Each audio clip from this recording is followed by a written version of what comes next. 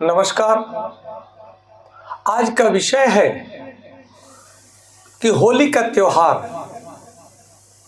हम बड़े ही धूमधाम से मनाते हैं, बड़े प्रेम लगन से मनाते हैं और यह अनंत काल से यह परंपरा चली आ रही है।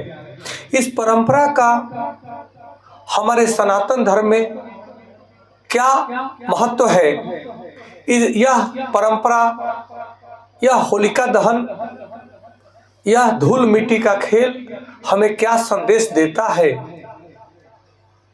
यह भाईचारे का त्योहार के रूप में मनाया जाता है, यह हमें क्या समझाने का प्रयास है। हमारे बड़े बुजुर्गों ऋषि मुनियों का यह संदेश, यह होलिका दहन के माध्यम से वे क्या कहना चाहते हैं, इस विषय को जानने की आवश्यकता है।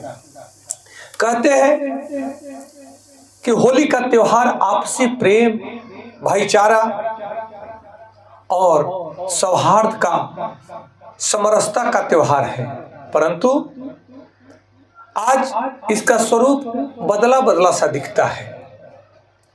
पहले लोग बड़े भाव से होली का दहन करते थे, पूरे गांव के समाज एक समूह में इकट्ठा होता था और होलिका दहन किया जाता था।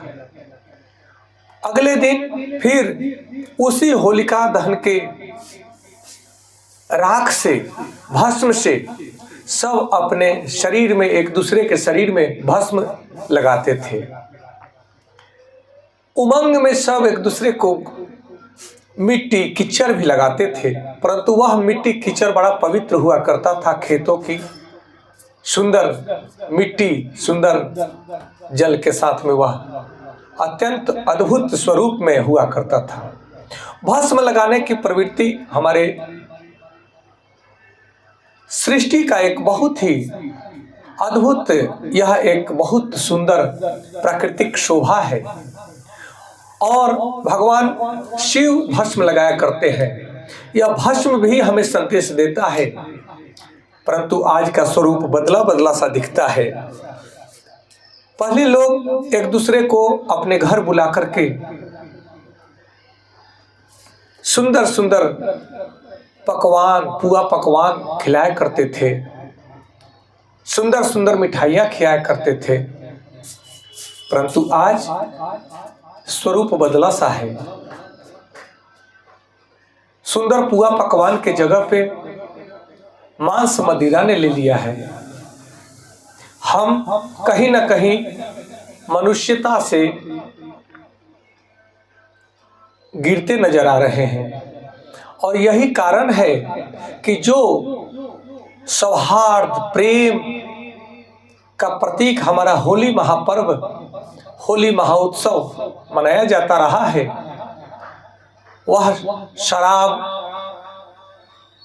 नशा के कारण यह वैमनस्यता का रूप ले लेता है। आज हर जगह कहीं ना कहीं एक भय बना रहता है कि किससे कब किसकी लड़ाई हो जाए, जबकि होली तो प्रतीक था कि वर्षों के वैमनस्यता को भूलकर भी सब एक दूसरे को गले लगाते थे, एक दूसरे से हर गिला शिकवा को दूर करके प्रेम का आपस में आदान प्रदान करते थे और एक दूसरे को पुआ पकवान खिलाया करते थे, रंग गुलाल भस्म लगाया करते थे। विचारणीय बात यह है, उस समय का रंग भी प्राकृतिक हुआ करता था, उस समय का गुलाल भी प्राकृतिक हुआ करता था, पुष्प की वर्षा किया जाता था, भस्म भी बहुत पवित्र हुआ करता था, जिसका अनंत रूप में, अनेकों रूप में हमारे शारीरिक और मानसिक शुद्धियों को, स्वास्थ्य को दर्शाता है। होलिका दहन का दो पक्ष हमारे सामने आता है। हमारे पौराणिक कथाओं के माध्यम से होलिका दहन का प्रक्रिया वहां से शुरू होता है कि जब भक्त प्रहलाद भगवान विष्णु के उपासना में स्वयं को समर्पित कर देते हैं और बाल्यपन में ही वे भगवान विष्णु को अपना इष्ट मानते हुए उनका पूजन करते हैं, उनका ध्यान करते हैं, उनके नाम जाप करते हैं। और नारद मुनि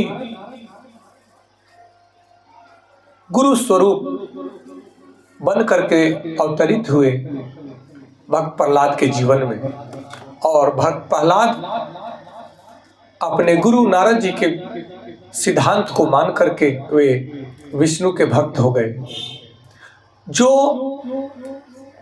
भक्त प्रहलाद के पिता हिरण्यकशिपु को अच्छा न लगा, और जब उसने देखा कि मेरा ही पुत्र मेरा विरोध करके और भगवान विष्णु का उपासना करता है, आराधना करता है, हिरण्यकशिपु को बहुत बुरा लगा।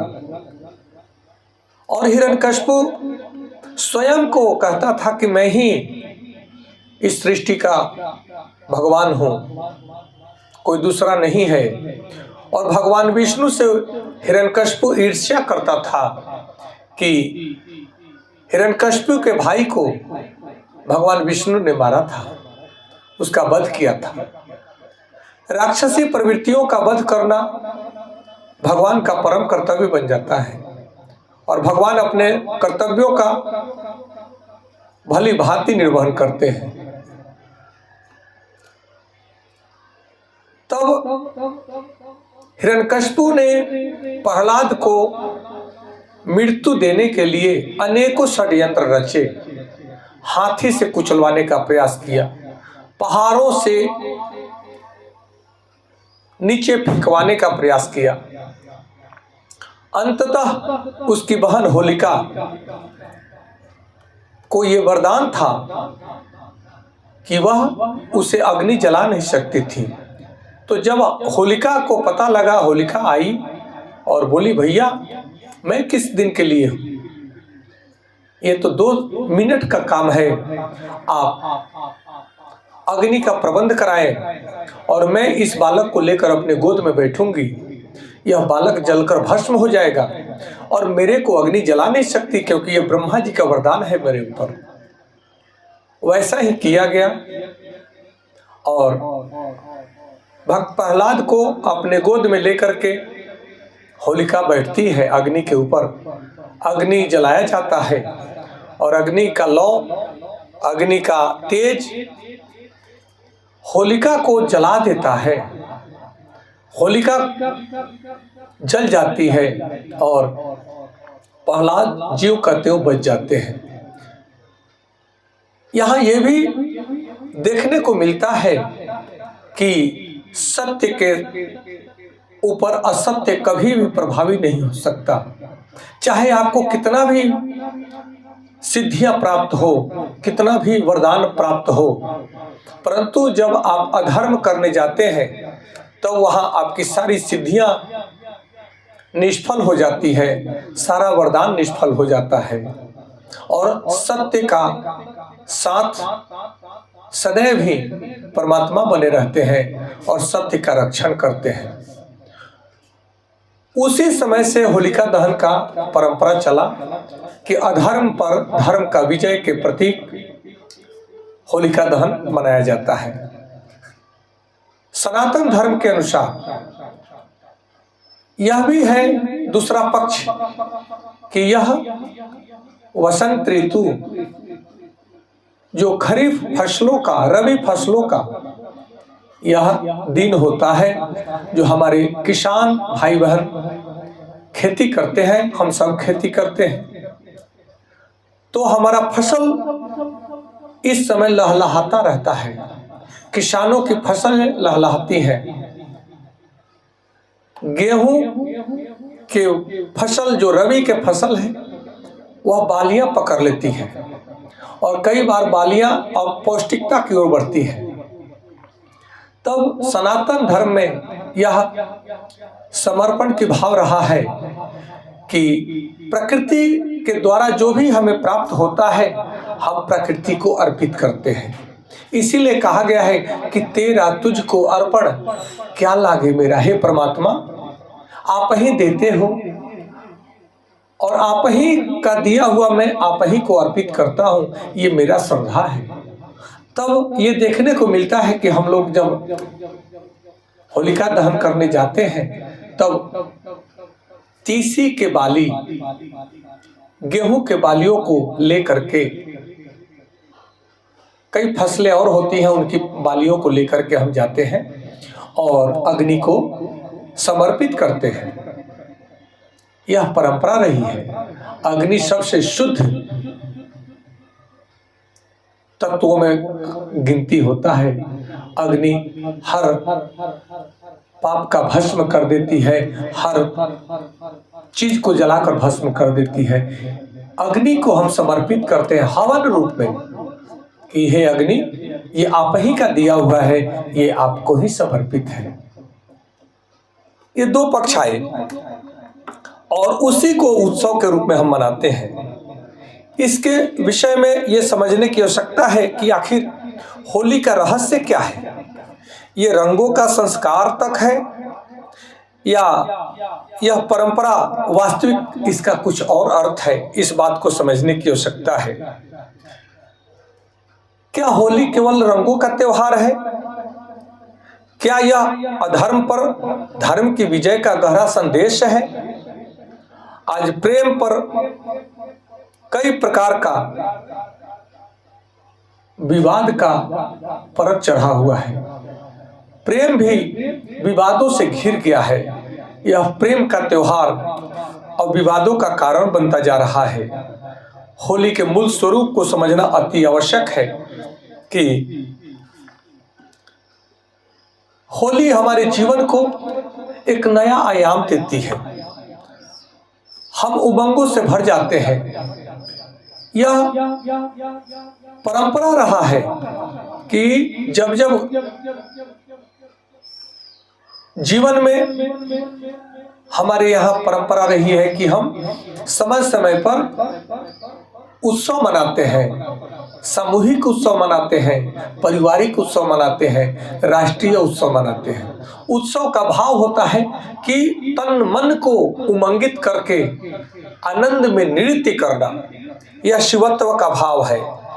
इसलिए सबसे बड़ी चीज है कि जब होलिका जल जाती है और भक्त प्रहलाद बचते हैं, उनका कुछ भी नहीं हो जाता, कुछ भी नहीं होता है, तब यह आध्यात्मिक संदेश है कि वरदान भी अधर्म के साथ नहीं होता।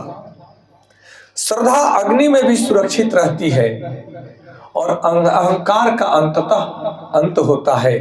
तो होलिका दहन में हम अहंकार, क्रोध, अन्याय का दहन करते हैं।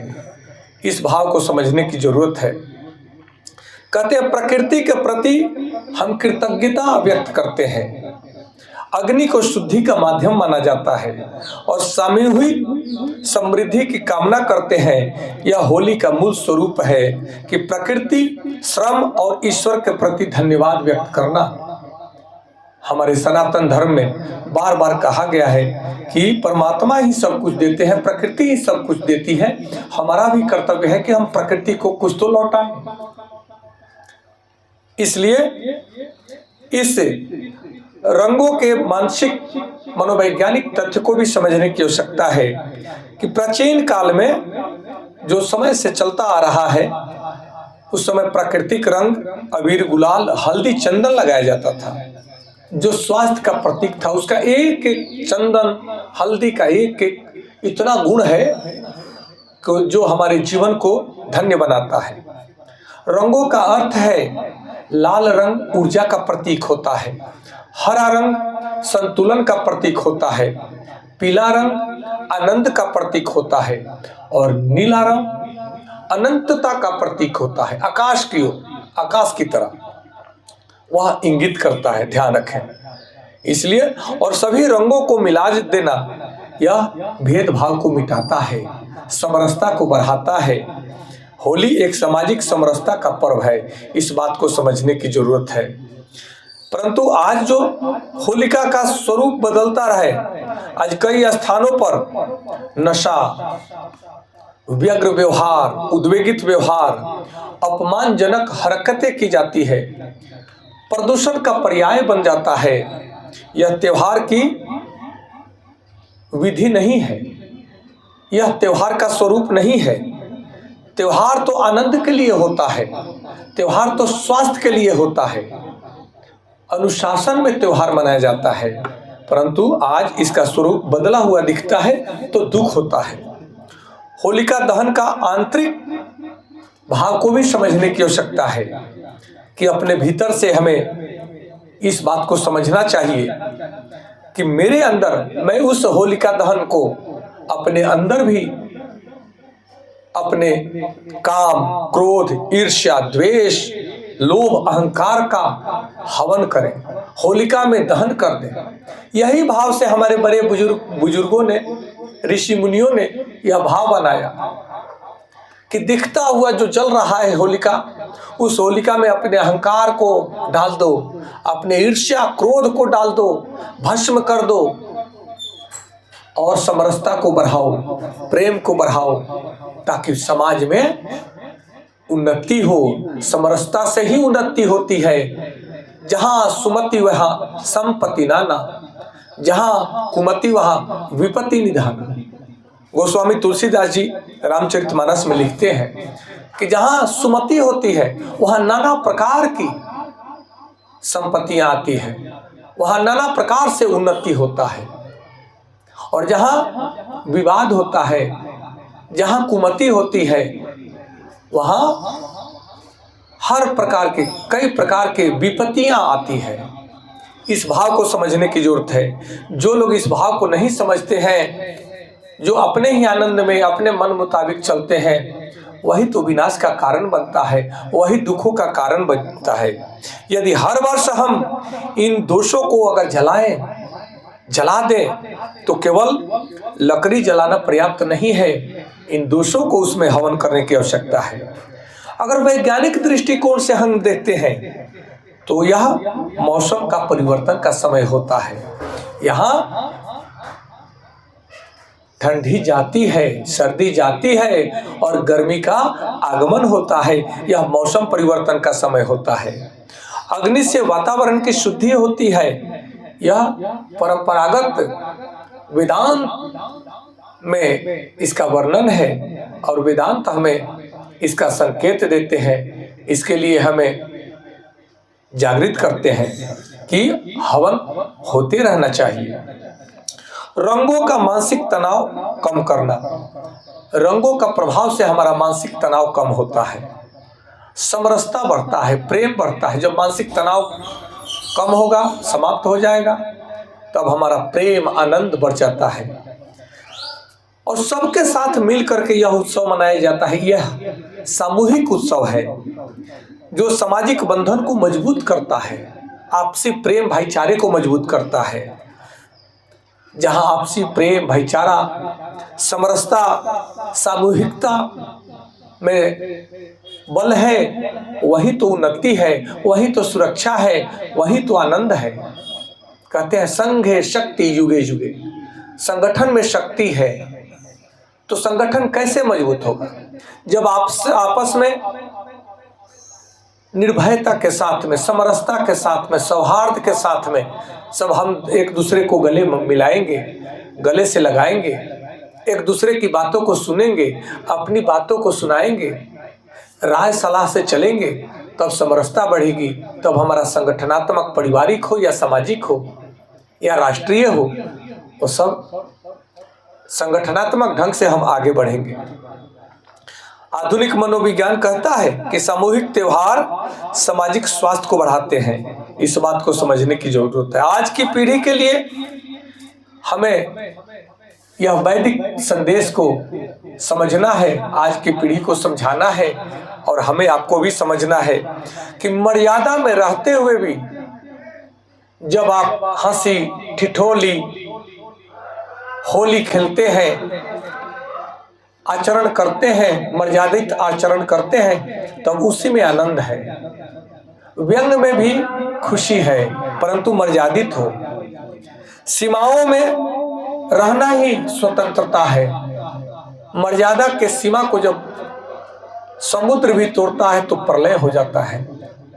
इसलिए हर मनुष्य का कर्तव्य है कि वह सीमाओं में रहते हुए अपनी स्वतंत्रता को बनाए रखे और सबकी स्वतंत्रता का ध्यान रखे। प्रेम में शक्ति है। प्रेम अगर नहीं तो शक्ति निरर्थक हो जाती है और प्रेम शक्ति को प्रबल बनाता है, प्रभावी बनाता है और उसको अधिकारी बनाता है। इस बात को समझने की जरूरत है कि यदि नशा और हिंसा बढ़े तो वह उत्सव विकृति में बदल जाता है। इसलिए किसी भी पर्व त्योहार में नशा को प्रोत्साहन न दें और न करें, तभी तो प्रेम बना रहेगा, घर परिवार समाज में प्रेम बना रहेगा। इसलिए मेरे भाइयों बहनों, मैं आपको विनम्र निवेदन आपसे करता हूं कि इस वर्ष की होली पर केवल रंग ही न लगाएं, बल्कि अपने भीतर का अंधकार को भी जलाएं। अपने भीतर के ईर्ष्या, द्वेष, काम, क्रोध, अहंकार को जलाएं, तो हमारा और आपका जो है सबसे बड़ी चीज ये हो जाएगी कि हमारा जीवन आनंद से भर जाएगा। हम अपने जीवन को बेहतर बनाएंगे। होलिका दहन केवल अग्नि नहीं बल्कि आत्मशुद्धि का अवसर है। रंग केवल चेहरे पर नहीं बल्कि हृदय से प्रेम का रंग लगाएं, जो कभी मिटे ना वह अमिट रहे।